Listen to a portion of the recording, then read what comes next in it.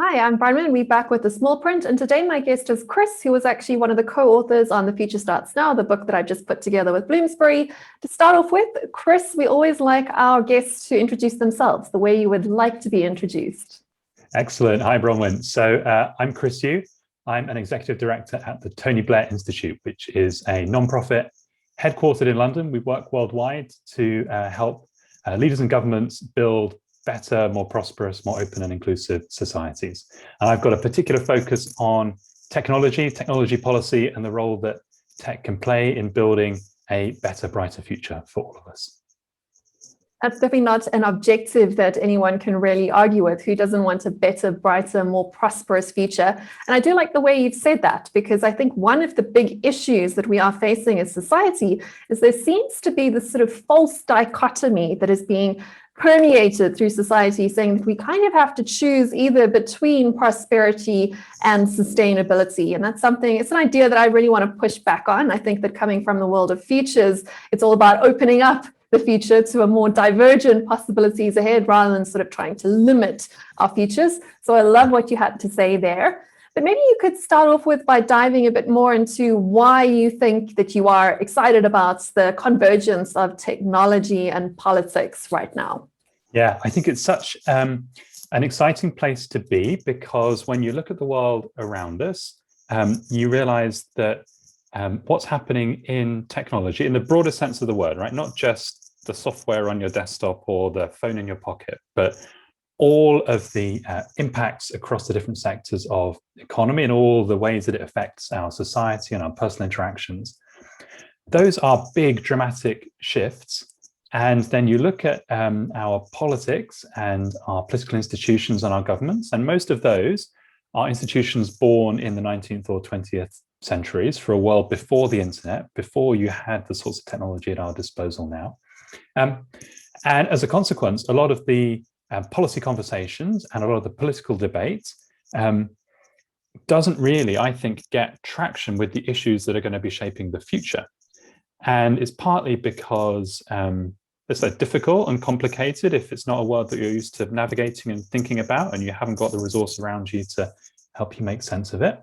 And it's partly because something quite dramatic changed. And so lots of times when you try to apply common sense to these new problems, you don't really get an answer which functions, or sometimes you get an answer which does more harm than good. So that, I think, trying to cut through that, trying to make sense of it, and trying to tell the story in terms that really resonate with people, not people who spent their whole life in tech, but just people in all different fields, is exciting and important work to do, right? And I think the whole debate, like you say, often collapses into something which is more confrontational than it needs to be, right? And if you want to boil it all the way down, you often find politicians and policy people who say, well, all these technologists are, doing all this stuff, not paying heed to the risks. It's very, very dangerous. We've got to slow it all down or stop it. And they don't really understand. And then you go and talk to the technologists and the people changing the world with these new breakthroughs. And then they will say, why can't government just be better or smarter? Or why don't they understand that, this thing that I'm doing with data or AI or whatever else is going to be revolutionary? Why don't they get it? And if I can stand my company up in 6 months and make these breakthroughs, why does it take government 5 years to change the law? But actually, you've got to educate both sides in that conversation, right? Like, government is difficult and complicated and messier than running a business. But equally, politics has a lot to learn from tech. So that's a long way of saying, I think we need more people who stand on the edge of those two worlds, can try to navigate both of them and make a bit of sense of it. Because, to come back to your point earlier, we should be optimistic about the future. And for sure, like, there are a lot of challenges in the world today, but there is so much potential for good. And we've got to find a way to access that without tipping everything into a conversation about all the bad stuff. Yeah, exactly. I think that's a very good point, because too often these conversations are about tech and business versus governments. Yeah. And when do we become enemies? We're all supposed to be part of the same society, right? So it should be about leading with technology, not about sort of trying to stop technology from progressing. But that, of course, opens up a slightly different conversation in that debate between finding a balance between progress and conserving what we need.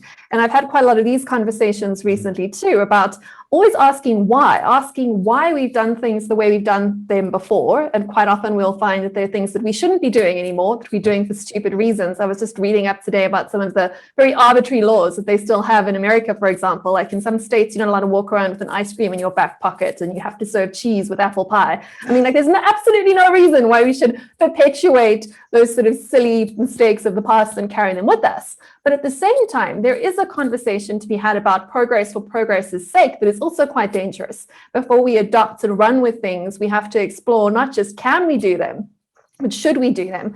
And I had a similar conversation with Craig Wing recently, who spoke about the sort of issues emerging around biotech and genetic engineering and saying there are a lot of things we can be doing, but hold on, before we go ahead and do it, let's ask why we're doing this and if we are actually moving in a direction that we want.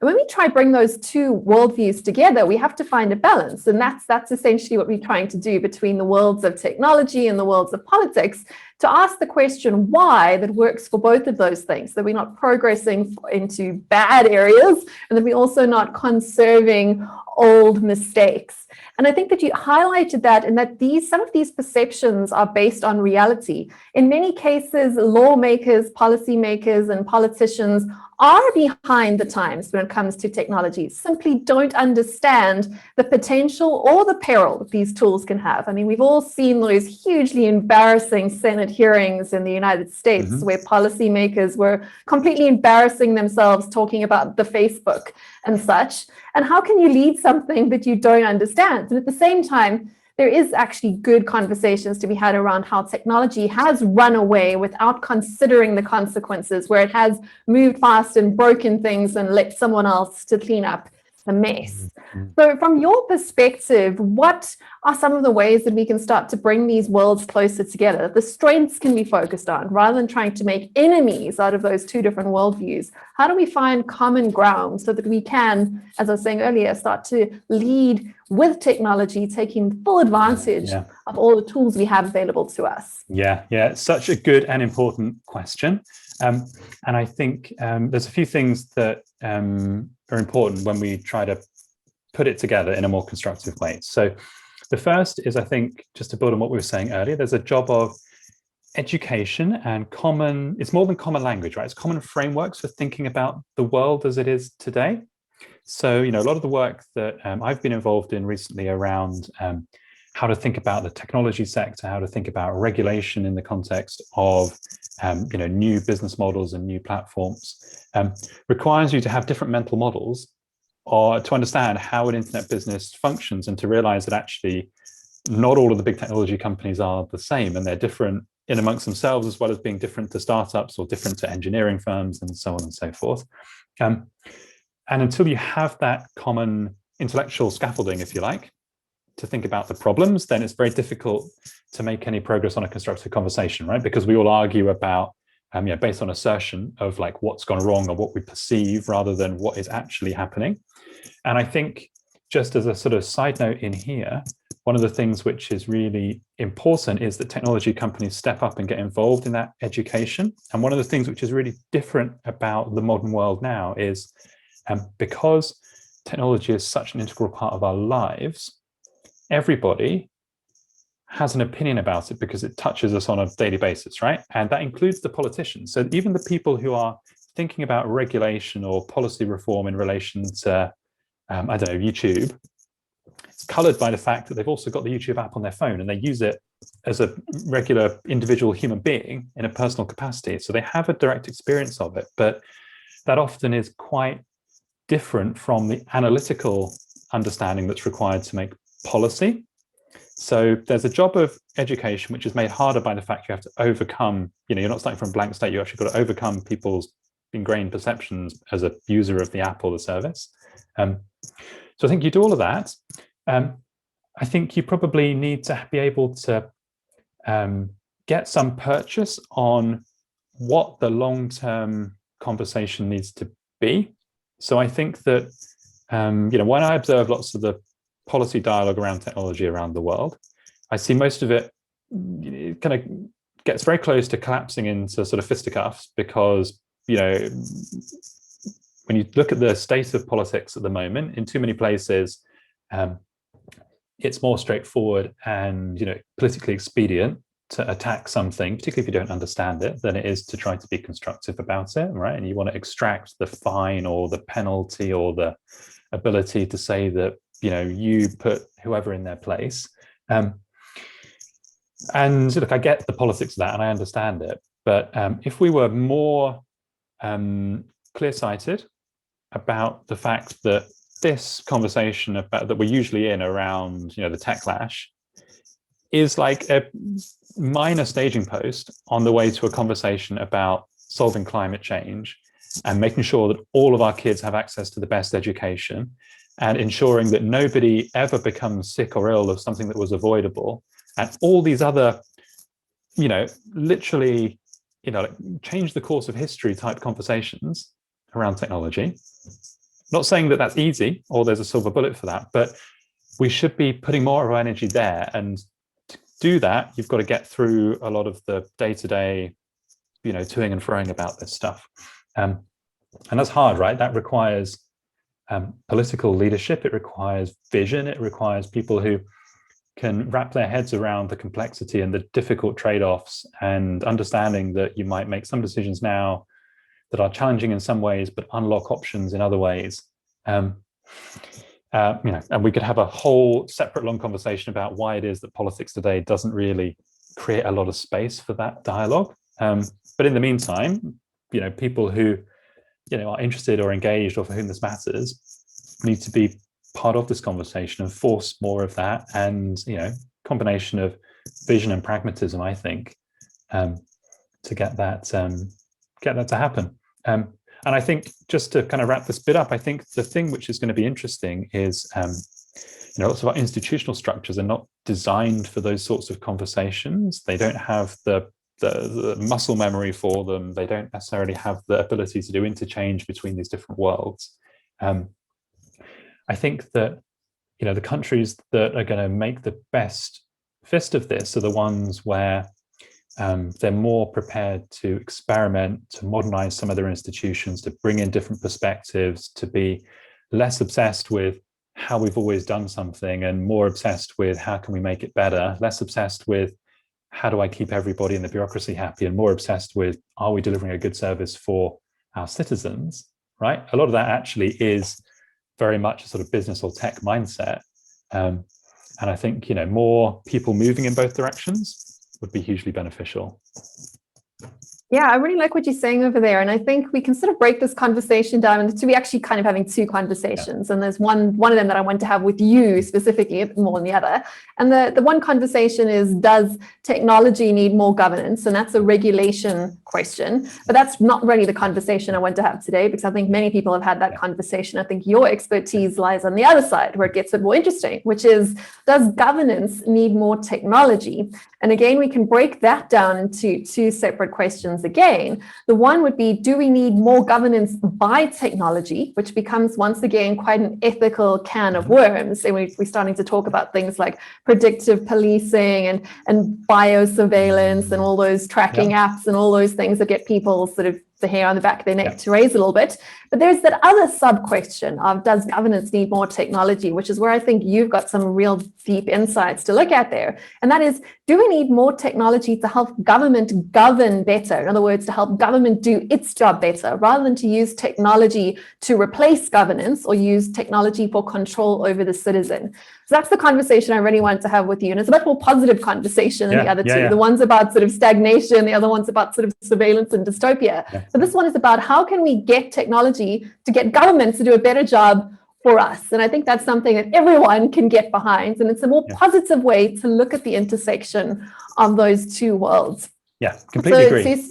To start that conversation, you wrote quite recently an article about minimum viable governance. And maybe you could just give our listeners a little bit of an overview of what you were getting at there, because that got me excited. Instead of feeling depressed about the future, it was something to actually get excited about. Exactly, bit of optimism. So in that post, it was really about sort of government and politics and political parties, and this notion that, you know, we talk a lot about, the institutions of the state being artifacts of the previous century, but so are our political parties, right? And so what is fascinating to me is that there are plenty of people who would say they're in the business of modernizing politics, right? And digitizing political parties and helping them to be more, be more 2021 than 1991. But then when you really examine it, what that often means is, we've rounded up more data on our target demographics, and we've like built a better website, and we've got, people on TikTok now as well as on Twitter or whatever else, right? Fine, good, and I'm all for most of that. But the bit that I think is the big glaring opportunity here is for political parties to do stuff as well as just say stuff, right? So when you look at the kind of history of modern technology and the internet, one of the things which is so exciting about it is it took away lots of the permission required to innovate. And in the most extreme examples, somebody with a laptop and access to the internet could teach themselves to code, build and ship an app, and change an entire industry.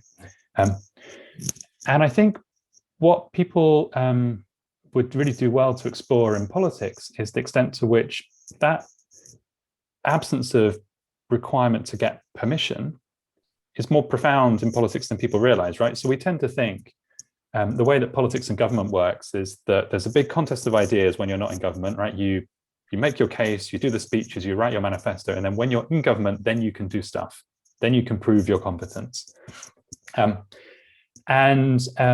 in this perennial place where you try to win people over with the vision, and you've got no real way to prove whether you're going to be any good at this thing when you actually get elected, right? And side note here, you see the same thing, I think, in lots of the startup sector, right? You can tell quite easily whether someone is smart. It's quite hard to tell whether they'll be any good at running a company, but it's the same basic idea, right? So, but of course, what the internet has done, it's, I think, dissolved that distinction. And I think there are many more things that political parties could do, even not in government, to prove they are going to be competent at building services, meeting the needs of citizens, be able to wield the levers of power effectively, right? So I no longer need to prove it just by making elegant speeches. I could, because it's the year 2021, start to prove it by building things, right? I could build, if not actual public services, because I don't control all of government, I could build new interfaces to replace crappy interfaces, and I could wire them up if the APIs are open enough. I could abstract away lots of the complexity that's in the user-facing parts of government services at the moment and provide that as infrastructure for third parties, right? Charities, third sector organizations, social enterprises, to build things on top of that would meet the needs of citizens and consumers. Maybe I could start to stand up some platforms and marketplaces where they don't exist or they're not commercially viable, but they would be socially viable and socially beneficial for communities or for towns or cities or neighborhoods. There's all sorts of things like that which are possible, right? You don't need to go and get permission from government. You don't need actually a huge amount of money in the grand scheme of things. You just need, some technical smarts and a little bit of vision. And if you take this all the way to the extreme, you think about what's happening with all the Web3 conversations at the moment. Like, where is the political party that is issuing tokens to people who join the party, which maybe do something interesting and convert in different ways depending on electoral outcomes, or give you the ability to have your say in terms of the party's policy position or how it behaves, right? In a way which is much more fluid than once a year I go to an annual conference and I troop through the thing and I, vote on a slip of paper. Where is the political party which is building a digital twin of the country that it says it wants to govern, and is using that to simulate the policies and ideas that it has to prove to people that you'll be better in these 3 ways and there's going to be this trade-off, but we'll manage it like this, rather than just asserting that it'll all be okay, right? That is not outside the realms of possibility anymore, but it is quite a long way outside the realms of normal politics. And my hunch is, if you did some of this stuff, you wouldn't get it all right, but it would be a real kind of, I think it could electrify some aspects of politics and policymaking in your political debate, because it would be something different to just watching the same people standing on the same podium saying the same stuff at each other Because you say, I'm going to ignore all of that and I'm just going to do things that will make people's lives better. So I don't know, maybe that is all crazy talk, and maybe, politics can never kind of get that far ahead. But I do think it's worth thinking about. One of the things that I talked about in the post was the extent to which your incumbent parties can manage that kind of transition, right? And I think one of the lessons from the journey in tech over the last, decade or decade and a half is that most of the time what happens is the big, heavy incumbents have a lot of trouble being nimble enough, being agile enough, being able to innovate in the ways which will help them defend themselves against upstart competitors. My hunch is politics may be in a similar place, that for all the talk of wanting to modernize, there's so much baggage and inertia in most of our political parties that it's hard to pull off this kind of change. And I wonder, will it take a new generation of, I think in the post I call them political entrepreneurs, right? Like the people who you wouldn't see or expect to see in traditional, in inverted commas, politics. You'd expect to find them like at Y Combinator. What happens if some of them decide, like, you know what, we're going to use the full might of the internet and a different way of thinking to attack this problem, like orthogonal to how regular political parties go about it? I think it's not implausible that you see some people like that in some parts of the world, probably surprising parts of the world or unexpected parts of the world, pull off something quite exciting over the next 5 to 10 years, because the appetite is there. And at some point, people are going to realize that actually, we've had enough of people making promises and failing to deliver. What I'd like to do is see someone who's already delivered and then 10x it with the ability to pull the levers of government. I think you make a very good point there, but I suppose there's also a risk there, particularly for incumbent political parties and actually for democratic sort of nation states as a whole, because the sort of people that are playing around with those sorts of ideas, that are looking at different ways of governance, that are looking at different ways of even distributing social security welfare nets, they're doing it in borderless, permissionless marketplaces, not for a particular geographic nation state. And the risk for any political party and for any incumbent government, so if you have a border around a patch of land, is that you're going to be superseded by these sorts of systems. And the same conversations are taking place in the realm of finance. But I think it's useful to try and separate the two so you can see the parallels and to see they layer on top of each other as a sort of new operating stack for how we govern and look after our sort of physical and physical security as individuals and as groups. But this whole idea of sort of borderless governance systems that layers on top of all what's going on in the crypto world of crypto, with things like borderless cryptocurrencies, when you start to see that you don't have to have a monopoly on that money or a monopoly on that force in order to fulfill a lot of the roles of government. If I was in the realm of Caesar's palace, to put it that way, sort of the realm of normal governance, I would be concerned about these things because that's outside of your realm of control. And the only way that you can prevent against these very new barbarians at the gate, these borderless, permissionless barbarians at the gate, is to do your job better than what they are promising they can do it for your current constituents. What are your thoughts on that, on the risks of not playing this game or not embracing not just digitization of governance, but more sort of digital transformation of how we govern our societies? Yeah, it's genuinely, I think, one of the hardest questions facing governments today, because you're right, like you want to get your arms around the nation state and exert some modicum of control and set the parameters, and then you have these technologies which blow straight through a lot of that. I think that here's a couple of ways to think about it. So one is to say, what should the model of innovation be in government, and what can I don't want to be right on the cutting edge of this because it's complicated and difficult and dangerous to be right on the bleeding edge, and that's usually not where governments are. But I want to be something more like a fast follower than I want to be somebody who is resisting change. And so you need the capability in government to be continuously scanning and saying, I'm going to pull the best bits of this in order to improve service delivery and the way that I operate and run the country. And you can imagine that in everything from, you see these discussions around the world, when will the president get the dashboard for their country that shows the real-time data of how everything is functioning rather than finding out 3 months later from their statistics bureau. Whereas if you're in a tech company, you would have live dashboards showing you all of your customer metrics in real time. Where am I going to be able to, pull the best innovations in everything from like engineering to user experience, so that when somebody is trying to book a hospital appointment or download their kids' school reports or whatever else, that is as good and seamless and pleasant an experience as it would be if they were buying something on Amazon or whatever else.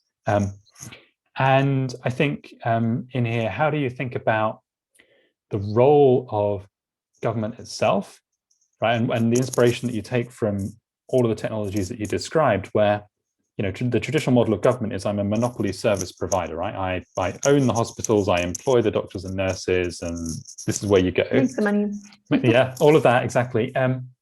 Maybe, just maybe, the role of government in this new world is to do things like provide, open civic data infrastructure, set standards so that, and create and document APIs so that different parts of government and the private sector can dock into each other.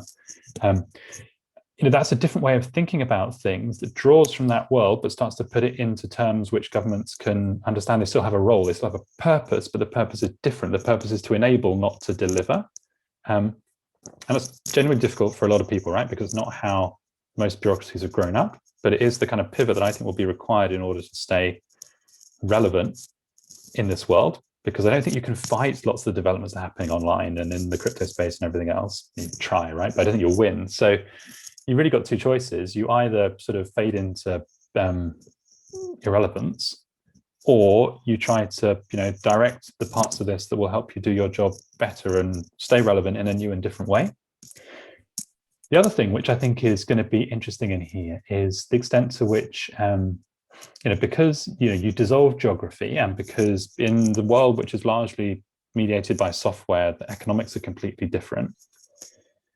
That tension about lack of borders and loss of control is also a huge opportunity, which is to say, if there exists in one country a different and massively improved way of delivering a particular public service, it's become negligible to take that approach and clone it into another country and not go through all the pain of working it out and setting it up, right? And you see a very early wave of this happening with, over the last decade or so, as lots of government websites around the world have been modernized. And part of that's just been, frankly, designs improved, but also under the hood, lots of stuff's been changed. But what's interesting to me is starting to see governments publish the source code for their government websites, and then other countries can fork the code, not have to rebuild all the design patterns from scratch, not have to you just, you stand it up, change the flag on the front, right? Adjust the language. It's obviously more complicated than that, but you get the picture, right? Which is to say, we haven't all got to do all these things on our own anymore. We can do them together. There's a sort of global commons of software, tools, insights, ways of doing things, which I think with a fair tailwind could be really, really powerful. And for sure, every country is different, but you can imagine actually that there are lots of things, you still might want to, you don't necessarily need to smush everybody's identities together, but you can share the underlying tools and technology. And again, I think there's some interesting models. You look in, particularly in the open source community and in the Web3 space, the way that huge numbers of people are coming together and are able to collaborate and cooperate and ship real things without formal organizations tying them together. Somewhere in there are, I think, some new models for how governments interact with each other, how public servants and different, even within countries, right? You see different departments usually is too strong, but often, fighting with each other as much as they're cooperating with each other. But, maybe you need different platforms, different modes of interaction, different ways of forming consensus between competing priorities. So I don't think the internet and technology solves all of that, but I think there's a ton of lessons which just need to be properly explored, right? You take the bits that work and junk the bits that don't.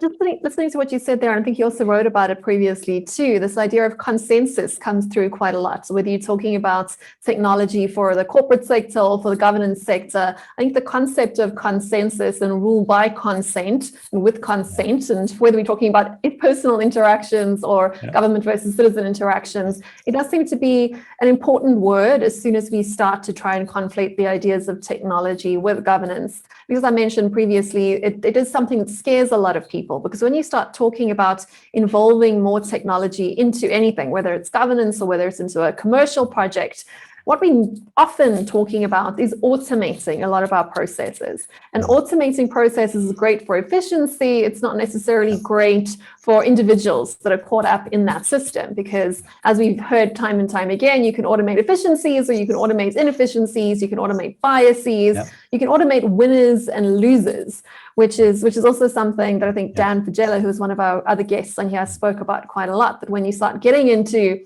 automated governance, you're having to make calls as to who wins and who loses. So what are your thoughts there around this concept of consent and how we manage to use technology to enhance rather than to destroy that, which is, I think, something that a lot of people are concerned about. Yeah. There's I think there's huge opportunity here to do the conversations that are required around consent and to gain consensus for change in more sophisticated and practical ways than we've done previously, right? So your kind of traditional model of doing this sort of work in politics or in government is, you know, you ask people a bunch of like binary choices, right? Would you like to have more of this or more of that, or should red or blue? Yeah, exactly. You know, tax rate, this or this, right? And yeah, that's not a rich enough way to have the conversation about things. Or we do, you know, we kind of write a long consultation document, publish it as a PDF. Anybody who's interested can read it and reply, and nobody does, and it's not very 3 effective. months of spare time to wade through the white paper in the government gazette. Yes, exactly. And then you do what they were going to do anyway because no one responded. So all of that, I think, you said, look, that I understand why we used to do that in the past, because we didn't have the tools for mass communication and interaction that we have at our disposal now. But there are, I think, increasingly, you know, the ability to use tools and technology and the internet to bridge some of these conversations in a richer way. So, you know, the platforms that they've used in Taiwan for civic engagement that lots of people have spoken about are really interesting. You know, in a nutshell, what they try to do is, you know, you take a particular controversial or difficult or challenging topic, you try to elicit people's opinions, and then instead of doing what often happens on the internet, which is, you know, we sort of continuous forced polarization of views. So you're in this camp or in this camp, and I'm going to harden those positions until no one can agree anymore. What you do, if you structure the system properly, is you look for the areas where there is common ground and you focus the conversation there, and then you help people to understand that actually usually there's more commonality than there is dissent. And in the areas where there are dissent, let's have a more mature conversation about how you trade one thing for another and what the right balance is. And, you know, run that as a process which involves a lot of dialogue and is highly iterative until everybody's you know, mental models have improved, everybody's awareness of different perspectives has improved, and we've found a solution which is not perfect for everybody, but commands broad enough support to be executed. And this is the sort of thing which is much easier to do at scale with technology than it was before. So you can for sure do it, you know, in special cases. You can convene a citizens' assembly, you can put 300 people in a you know, in a big enough room for however long and get them to thrash it out, but you can't do that for everything. But, you know, you can, if you make it something which is not burdensome and is more convenient to people's lives, you can make it something which you do push out on a smartphone or through a web browser, and, you know, you have a high degree of citizen interaction with it.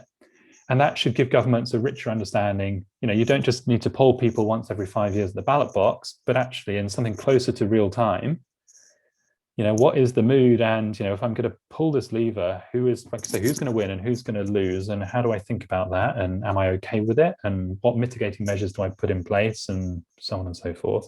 But, you know, that, again, requires governments to let go of a little bit of control, right? It's the same as you find in other spheres, right? For this to work, you've also got to be vulnerable. If you go in with a preset notion of what the answer is going to be, and it's all just an exercise in optics, then people see straight through that.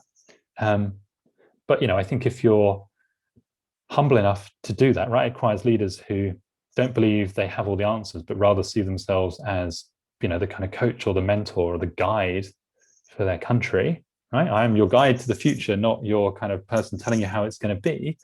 Then I think you can do it. And I think if you do that well, it filters all the way down through government. You see some good small examples around the world where local council is planning to make a change to its budget, but can't do everything that citizens want. And instead of just having everybody upset because you've got to cut something, you put up a thing where there's some sliders and you say, look, you want to still get your bins collected 3 times a week, that's fine, but it means you can't have this other thing, and help people to understand that there's trade-offs, there's constraints. Exactly. Everything is a trade-off in policy. And if you can, lift us out of a world where you try to discuss everything in binary terms, then you do better.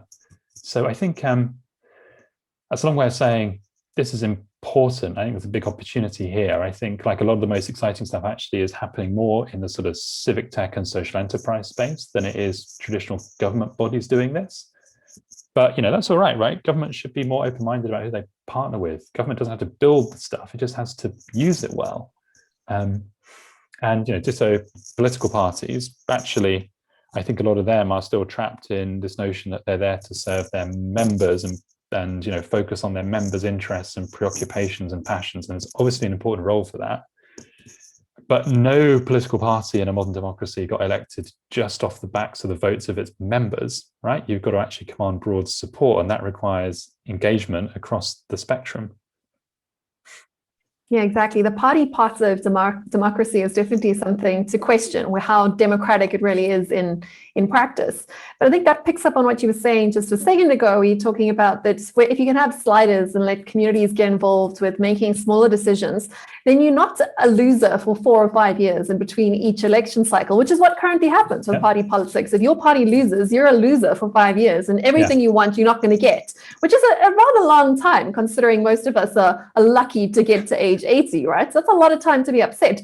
If you are able to at least offer people smaller wins along the way, maybe I'll lose this one, but I'll win the next one. Maybe I'll win the bin fights, but I'm going to lose the bun fights in the supermarket. That's okay, there's a bit of a give and take. It does make the whole thing more participatory and more exciting, because if you have lost and your party lost, you're unhappy with what's going on because this decision is sort of set, you sort of check out of the democratic process, right? You say, we'll worry about that in another 5 years' time. There's nothing I can do about it now. It's their fault. And you almost have this sense where half of society, because let's face it, particularly in more developed democracies like the UK and the US, whoever wins, about half of the country is unhappy, not winning by huge landslides. Like half the country is almost working against success at any given point in time, because you want your opponents to do badly so that you can do better in the next cycle. And that's hugely destructive for society, and surely there's better ways to do it. I think those ideas of finding consensus across divide and making sure that people can win regardless of which political party is in power is very important for driving that consensus forward. But there was another question I wanted to get into with you today, which is slightly in a slightly different topic. It comes back to that idea of sort of more tech and governance, more governance in tech.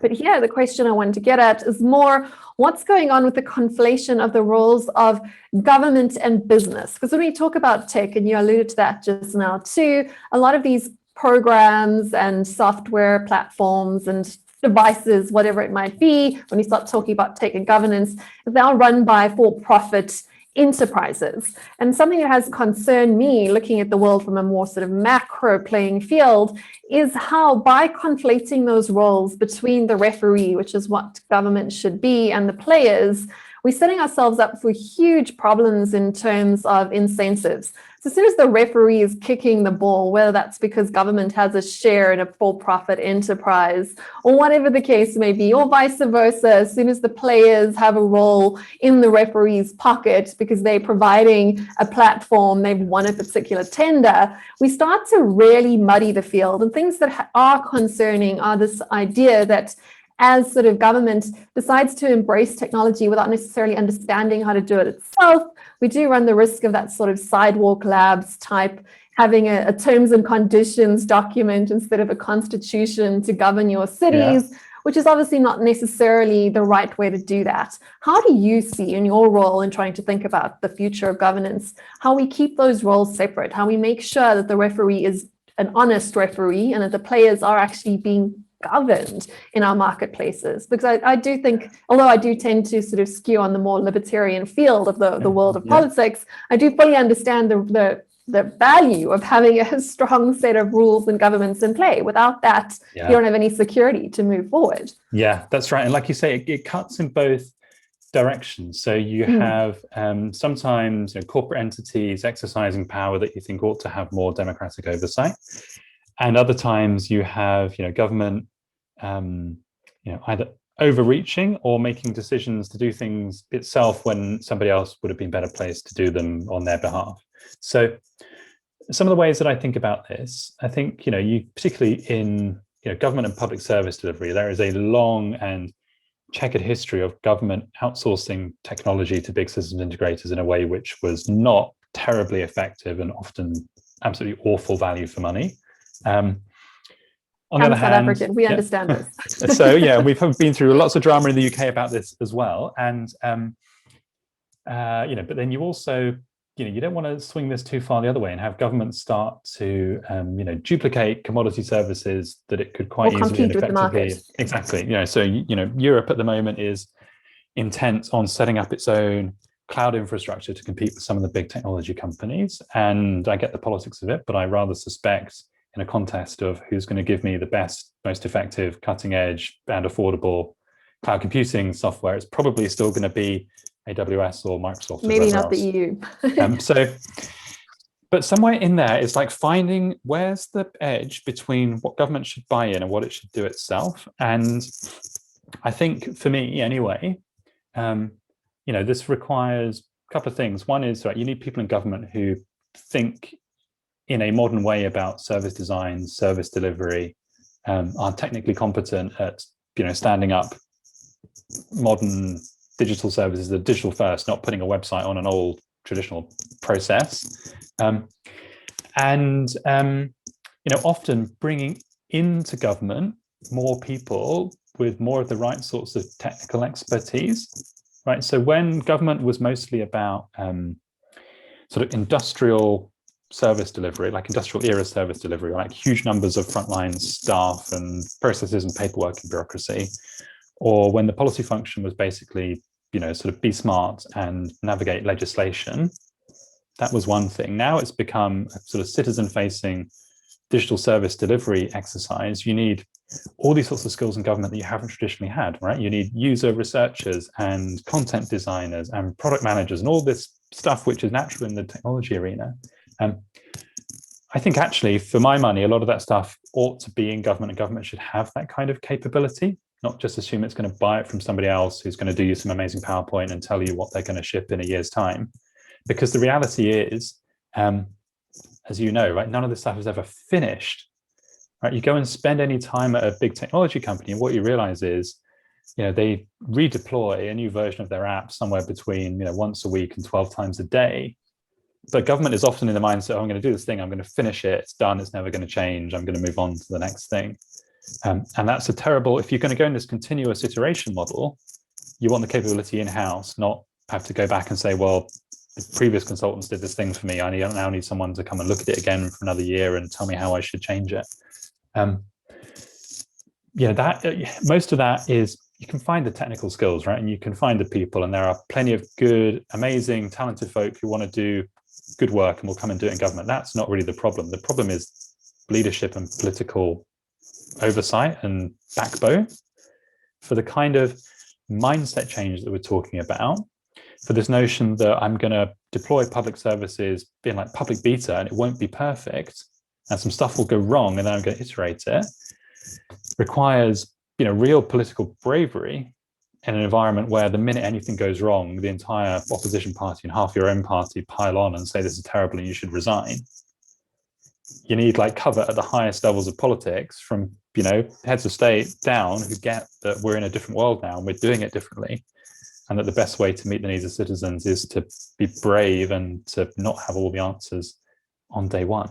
I think if you get all that right, I think you can navigate most of those tensions. And I think some of them, in terms of what you're saying about, the role of companies versus governments, I think some of them you deal with in terms of, competition and transparency, which makes a big difference to, not just the way that people behave, but the perceptions of what is happening.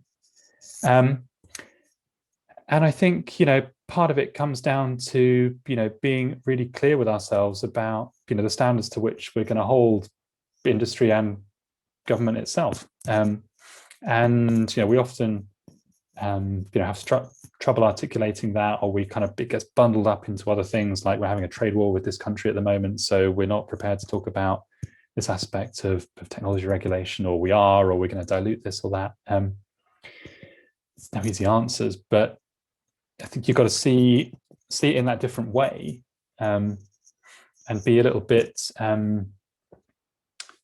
be realistic about it.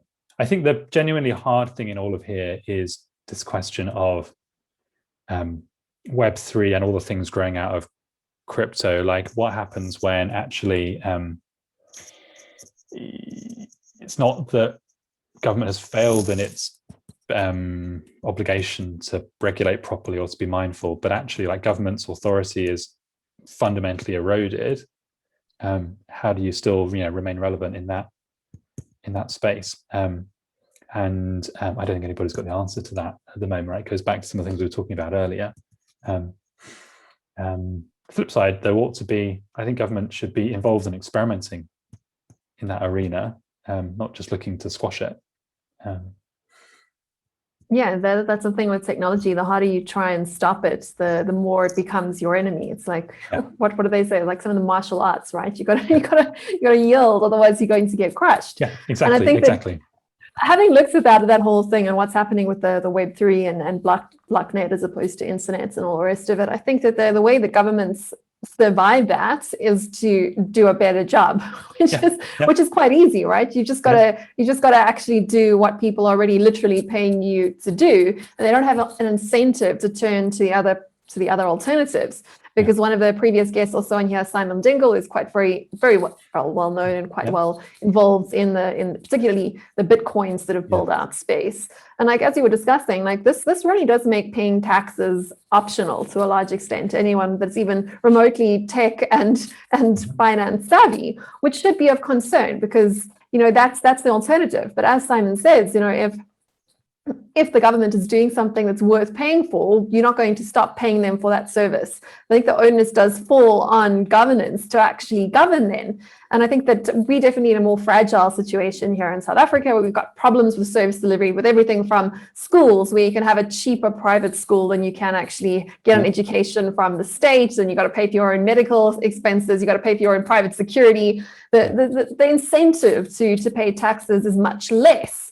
And without that, of course, that whole social contract falls down, because that's what a nation state is based on. It's based on this idea of give and take, and of the citizen getting a service rather than being ruled by government, being served by that government. I think governments have to look at themselves very, very carefully, because if you're not going to fulfill that side of the bargain, there's less and less of a reason for people to pretend to fall in with this whole sort of social contract that we've developed. This is the very fragile liberal social contract that our nation states are built on in the democratic world.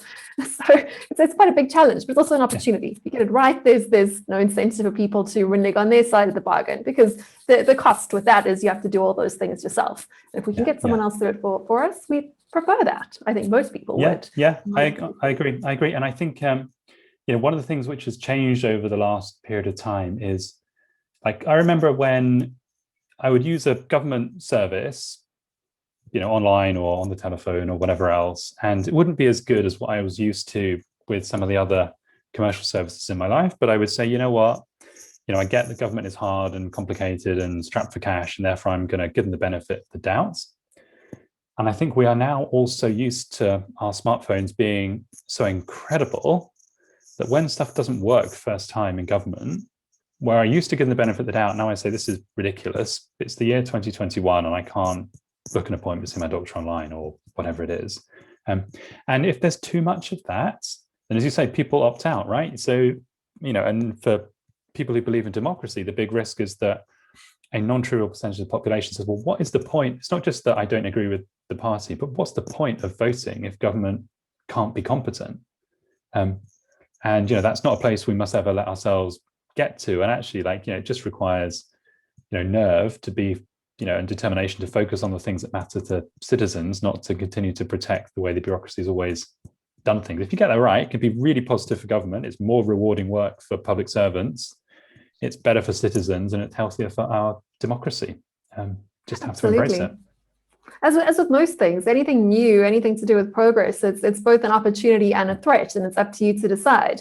But whether you view it as an opportunity or a threat, it becomes a self-fulfilling prophecy. So if you resist against it and try and pretend it's not there and see it as a disaster, then of course all you're doing is strengthening your opponents who see the opportunity, and vice versa. If you see it as an opportunity and you invest in what could be good and beneficial for your corner of the world, then that also becomes a self-fulfilling prophecy. So I think we do have to be more optimistic in general about these things. And coming right back to what we said at the beginning, it's not about being enemies with the different branches of our world. It's about seeing how we can work together. And that's a much more exciting conversation. It's much less depressing than a lot of the other ways to look at the future right now. That's why I've really enjoyed this conversation with you. But I know you've got a hard end in 5 minutes' time. So I want to just give you a last opportunity to have any closing thoughts and tell people where they can find you if you want to be found in our overly transparent world these days. Yeah, fantastic. Look, thank you so much for having me. I think this is such an important conversation to be having. I think, in terms of pulling this all together, there's obviously huge challenge in here, but there is immense opportunity. And I think not just, it operates on many levels. So it's to deliver better services for citizens, but it's also about renewing our political debate and dialogue and discourse. And it's also about starting to, take those first steps towards this future, which is different and better and, neutralizes lots of the issues that we have today and unlocks a huge amount of opportunity and potential for people. So, we should continue having this conversation. And I think, a particular plea is for politicians and technologists, right, to kind of engage in this dialogue rather than want to, continuously, collapse it into something destructive, right? Make it constructive, right? Figure out how we can help and how we partner and how we do things together and learn from each other. So look, in terms of our work, look, I am around. I'm on Twitter, and you can find me there. And the team that I work with at the Tony Blair Institute, we do a regular newsletter. That's at progress.substack.com for the listeners. So we push out essays there about progress and the future and, progressive modern politics. So love to have conversation and dialogue around that, all of the time. So just reach out, always here and happy to talk. Thank you so much, Chris. Fantastic. Thanks for having me.